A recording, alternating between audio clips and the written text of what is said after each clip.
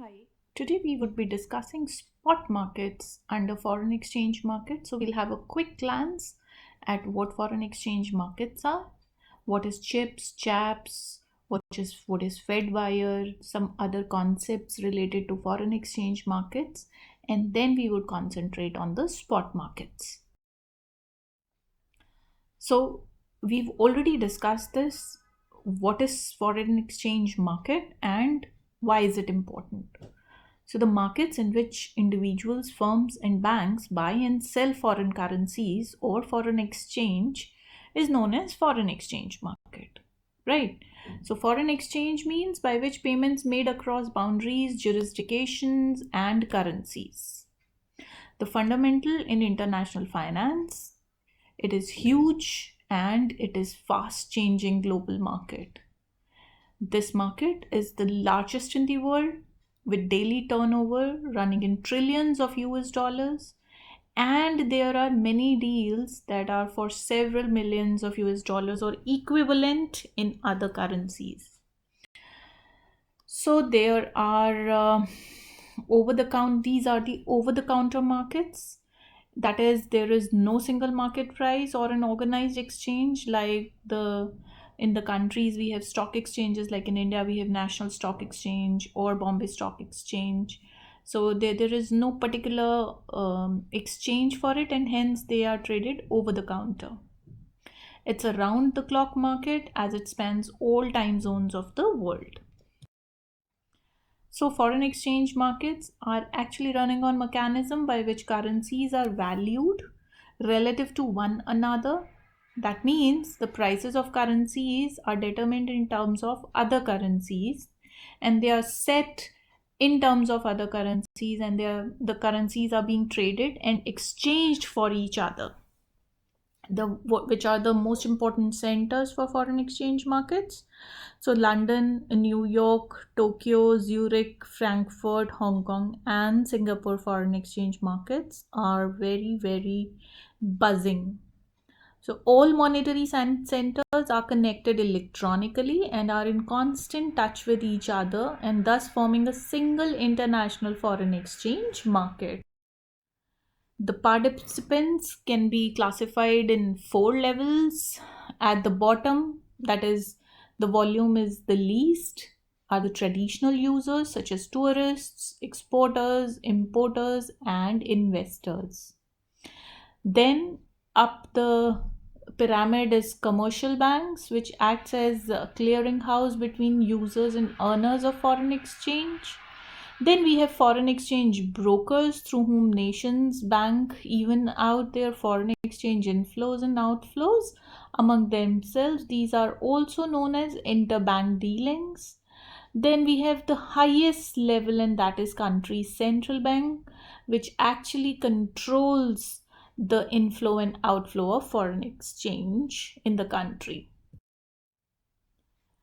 What are the various functions of foreign exchange market? The most important or the primary function is transfer of funds or purchasing power from one nation to another.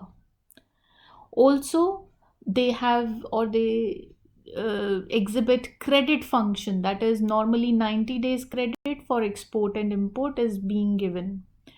Thirdly, the facilities for hedging and speculations are there.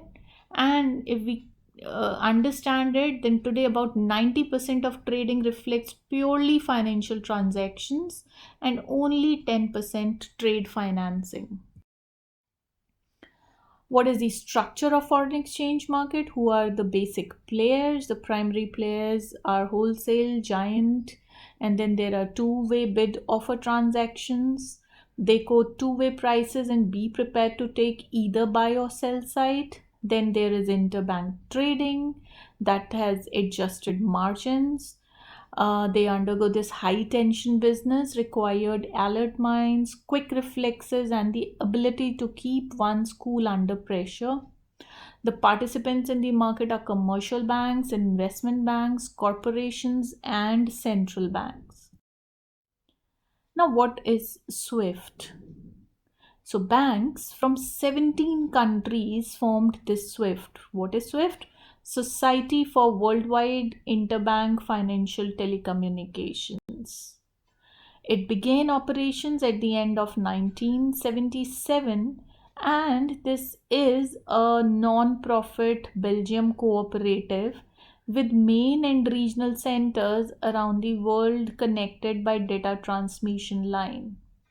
Depending on the location, a bank can access regional processor or main center, which then transmits the information to the appropriate location.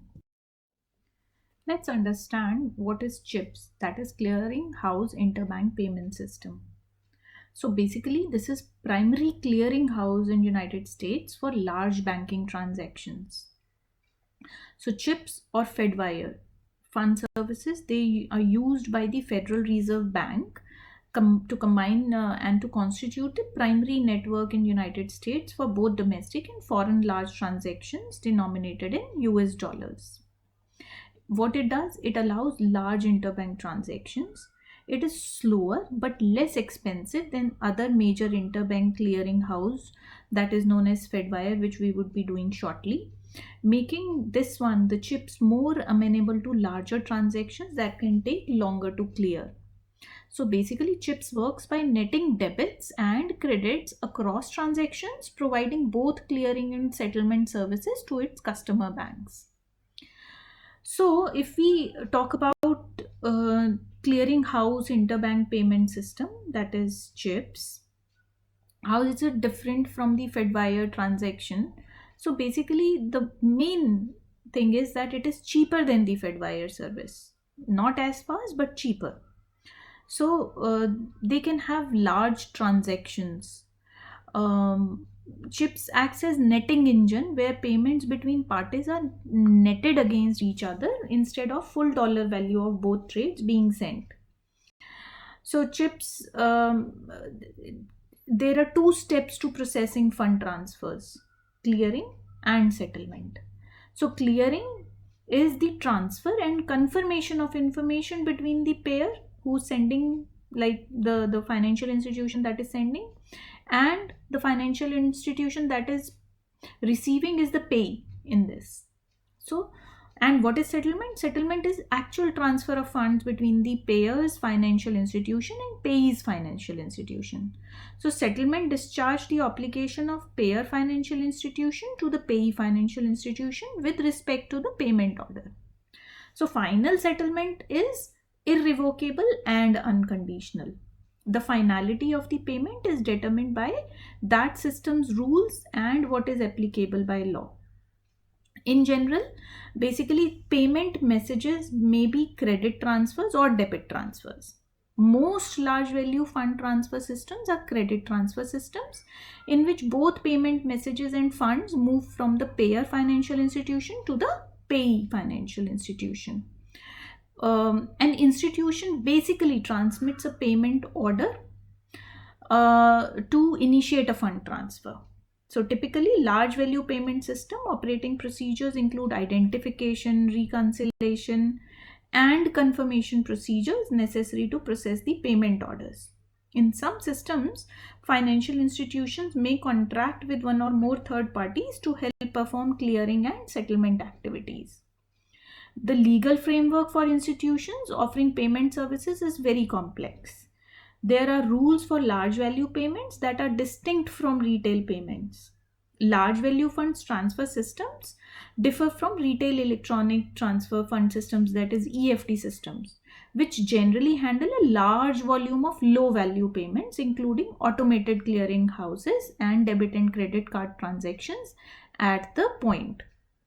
So during the day, all international banks making dollar payments to one another pass this CHIPS money to one another in lieu of real money. At the end of the day, the game master totals up everybody's CHIPS money to see the net amount that is owed by who to whom, and the real money is transferred in that amount.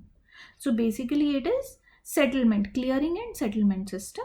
It is also known as CHAPS, that is Clearing House Automated Payment System. Like CHIPS and CHAPS, there is Fedwire. It is an automated communications and settlement system linking the Federal Reserve Bank with other banks and with depository institutions. Basically, FedWire refers to real-time gross settlement system of central bank, that is the Federal Reserve, used by the Federal Reserve banks to electronically settle final US dollar payments among member institutions. So this system basically processes trillions of dollars daily, and it includes an overdraft system that covers participants with existing and approved accounts. Along with FedWire, the Fed operates two other payment systems: the FedWire Security Service and National Settlement Service. So basically, banks, businesses, and government agencies use FedWire for large same-day transactions. FedWire settles transactions individually as well and immediately, and once it is settled, they are final and they are also irrevocable. Now, how does this FedWire works? So, the FedWire system is an electronic fund transfer system used by the banks, businesses, and government agencies for large same-day transactions, like I told you. According to Federal Reserve, about 7,300 participants conducted FedWire transactions in 2008. Banks that use the system include depository financial institutions in United States, as well as the American branches of certain foreign banks or government groups, provided they maintain an account in Federal Reserve Bank. So, the Federal Reserve hold accounts for both senders and receivers, and settle transactions individually and immediately. Now, once the transaction is settled, all transactions are final and irrevocable. Also, the receiving bank is notified of the credit. Now, although FedWire is not managed for profit, the law mandates that the system charge fee in order to recoup costs. Therefore, both participants in a given transaction pay a very small fee. Participating institutions can also initiate fund transfers online or on the phone. They can also send money from their accounts for themselves or on behalf of their clients to settle commercial payments or positions with other institutions, remit tax payments, and buy and sell federal funds. The FedWire system is owned and operated by 12 Federal Reserve banks. It is a networked system for payment processing between the member banks themselves as well as other participating institutions. FedWire operates from Monday to Friday between 9 p.m. ET on the prior calendar to 6:30 p.m. The Fed may extend its hours, and the system is closed on all federal holidays. Now, how does the FedWire came into existence? What is the history of FedWire? This FedWire system, with two other wholesale payment systems operated by Fed, goes back more than 100 years. So that is why it is also very robust and reliable. The Fed began to transfer funds between parties as early as 1915. In 1918, the Federal Reserve established its own proprietary system which processed the transfers. Until 1981, the FedWire system was only available to member banks and services were free of charge. The Fed began charging fee after the Depository Institution Deregulation and Monetary Control Act of 1980 was signed into the law. Right now, we would be discussing few concepts. First, Nostro, Vostro, and Loro accounts. Then, what is vehicle currency? Then, what are direct quotes? And what are indirect quotes and how are they made? So, first of all, we come to Nostro and Vostro account. What are these? So, the accounts that are held by a domestic bank with a bank abroad are called nostro accounts, also due from accounts. So if there is an account with IOB's account with New York Bank, Indian Overseas Bank's account with New York Bank is nostro account. Then the account that is held by a foreign bank with a domestic bank is vostro, that is due to accounts. So your account with us, that is Scottish Bank's account with SBI, that is a vostro account. And what is loro account? Third party account. Example, like their account, London Bank paying to a French bank by crediting the amount in French bank's account held with US bank. So third party account. If we actually understand nostro and vostro, these are two different terms used to describe the same bank account. Now these terms are used when one bank has another bank's money on deposit, typically in relation to international trading or other financial transactions. So both banks in the venture must record the amount of money being stored by one bank on behalf of the other bank. So the terms nostro and vostro are used to differentiate basically between the two sets of accounting records kept by each bank. So these are basically Latin words: nostro, ours, vostro, yours, respectively. So modern retail banking is derived from 13th and 14th century Italy, where both depositors and retail banks maintained ledgers of their account balances. The ledger kept by the depositing customer called it a nostro ledger. The bank kept the corresponding vostro ledger. So nostro and vostro are used to differentiate between two sets of accounting records. Vostro is yours, nostro is ours, our money that is on deposit at your bank, and vostro, your money that is on deposit at our bank. Nostro account again, what is nostro account? Is a reference used by bank A to refer to our account held by bank B, right? Nostro.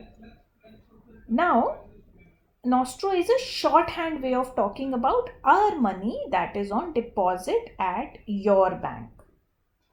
The nostro account is the record of the bank that has money on deposit at another bank. So these accounts are often used to simplify settlements of trade and foreign exchange transactions. Nostro accounts differ from standard demand deposit bank accounts in that they are usually held by financial institutions and they are denominated in foreign currencies. What about vostro account? Vostro account is the term used by bank B, where bank A's money is on deposit. Vostro is a reference to yours and refers to your money that is on deposit at our bank. So a vostro account is like any other account held by a bank. The account is a record of money owed to or maintained by a third party, typically another bank, but it can be either a company or an individual. So banks in United Kingdom or United States often hold a vostro account on behalf of a foreign bank. The vostro account is held in the currency of the country where the money is on deposit. What are the examples? Let's look at certain examples. For example, GT Bank, a Nigerian bank. It gets a lot of money sent to its customers at home from United States in the form of remittances. Now, since GT Bank does not have a physical presence in United States, it enters into an agreement with Citibank where the latter has an account remotely opened for GTB Bank in US dollars. Now, this way, Money received by US customers and businesses sending money to GT Bank account holders in Nigeria will be deposited in the account that GTB Bank has with Citibank. This money deposited will then be transferred by Citibank via SWIFT to GT Bank's US dollar account in Nigeria. SWIFT, you remember what is SWIFT? Society for Worldwide Interbank Financial Telecommunication. That is also a member-owned cooperative that offers safe and secure financial transactions for its members. Now, with the transfer complete, GT Bank receives the dollar-denominated funds, converts them into the local currency, and deposits them to the local accounts of the recipients.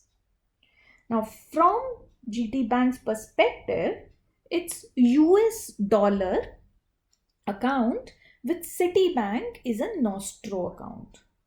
From Citibank's perspective, it is holding a Vostro account for GT Bank in US dollars. Nostro accounts with debit balances are considered as cash assets. On contrary, Vostro accounts with a credit balance are considered liabilities. So, computerized accounting allows for easily reconciling Nostro and Vostro accounts just by using positive or negative signs in the bank's respective accounting systems. It is very important to note that for both Nostro and Vostro accounts, the domestic bank, what is the domestic bank? The bank that is holding the account. So that domestic bank acts as the caretaker for the account, and it is also sometimes referred to as facilitator bank. So this was about Nostro and Vostro accounts. To understand about vehicle currency, let's start with understanding, first of all, what is currency, right? Currency is a medium of exchange for goods and services, right? So in short, it's money in the form of paper or coins that is usually issued by the government and is generally accepted at its face value as a method of payment. So currency is the primary medium of exchange in the modern world, having long ago replaced barter system as means of trading goods and services. Now, currency in some form has been in use for at least 3000 years. And if we talk about national currencies, according to wordatlas.com, 180 national currencies recognized by the United Nations are currently in circulation. Another 66 countries either use the US dollar or peg their currencies directly to the dollar. So most countries, they issue their own currency. Now, for example, India's currency is rupees. Pakistan has got Pakistani rupee. Switzerland's official currency is Swiss francs. Japan's is yen. There is an exception to this, and that is euro, which has been adopted by most countries that are members of European Union. So, some countries accept US dollar as legal tender in addition to their own currencies. Which are those countries? Costa Rica, El Salvador, Ecuador, Cambodia. So they all accept US dollars. For some time after the founding of US Mint in 1792, Americans continued to use Spanish coins because they were heavier and felt they were more valuable. So there are also branded currencies like airline and credit card points and Disney dollars. Now these are issued by companies and are used only to pay for the products and services to which they are tied. There happens currency trading. We have talked about it, about what is exchange rate. Exchange rate is the currency value of any currency in exchange for another currency. Now this rate fluctuates constantly in response to economic and political events. So those fluctuations create the market for currency trading. Now the foreign exchange market where these trades are conducted is one of the world's largest markets in volume. All trades are in large volumes with a standard minimum lot of 1 lakh. So most currency traders are professionals investing for themselves or for institutional clients. The foreign exchange market has no physical address. We have understood that well. It is entirely electronic and goes 24 hours a day. So the currency trading is mostly done for us at an airport kiosk or a bank while traveling. So consumer advocates say that travelers get the best value of exchanging cash at a bank or at an in-network ATM. Other options may have higher fees and poor exchange rates. So now, if we talk about, we have understood about what is currency and how is it traded. Now we come to what is vehicle currency. So it is a currency which is extensively used by traders and bankers in international trade transactions, and it is used as an international medium of exchange. Which currency qualifies that at the top? Dollar. So vehicle currency, dollar is a very good example. Then we can put euro also into it. So basically, vehicle currency is a connecting link between domestic currency and all other international currencies.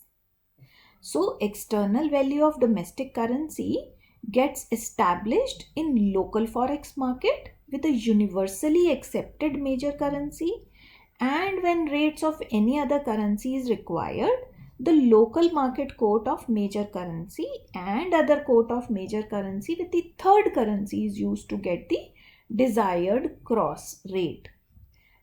Let us take an example here. If let us say Indian rupee is to be exchanged with Thai baht, so Indian banks will not have Thai baht, hence they shall have one quote for US dollar and Indian rupee and another for US dollar and baht. Then they calculate the requisite currency price in effect to the trade. In that case, US dollar is vehicle currency, which is actually enabling the cross trading between the currencies. Right? So, what are the major 5 currencies?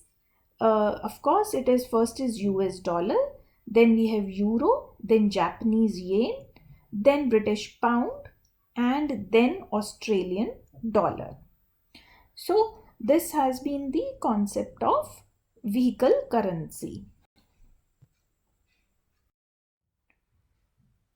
Direct quote and indirect quote. So what is a direct quote? Foreign exchange rate expressed in terms of domestic currency per unit of foreign currency is direct quote. Something like 54.32 rupees per dollar is a direct quote in India. So a direct quote is a foreign exchange rate quoted in fixed units of foreign currency in variable amounts of the domestic currency. That is, a direct currency quote asks what amount of domestic currency is needed to buy 1 unit of foreign currency. So in a direct quote, the foreign currency is the base currency, while domestic currency is the counter currency or quote currency.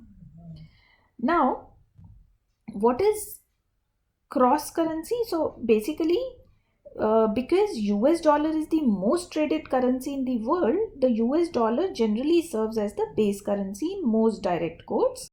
That is why it is considered as vehicle currency as well. So some major exceptions to this rule includes the British pound and euro. The use of direct quotes or indirect quotes depends on the location of the trader asking for the quote, as that determines which currency in the pair is domestic and which is foreign. So non-business publications and other media usually quote foreign exchange rates in direct terms for the ease of consumers. However, the foreign exchange market has quoting conventions that transcend local borders. So, this is how the indirect quote works. Now, if we talk about indirect quote, foreign exchange rate expressed in terms of foreign currency per unit or per 100 units of domestic currency is indirect quote. For instance, $2.0894 per 100 rupees is an indirect quote. So, the term indirect quote is currency quotation in the foreign exchange market that expresses the variable amount of foreign currency required to buy or sell fixed units of the domestic currency. So, an indirect quote is also known as quantity quotation since it expresses the quantity of foreign currency required to buy units of domestic currency. So, in other words, the domestic currency is the base currency in an indirect quote, while the foreign currency is the counter currency. An indirect quote is the opposite of direct quote, which expresses the price of fixed number of units of the foreign currency as compared with the variable number of units of the domestic currency.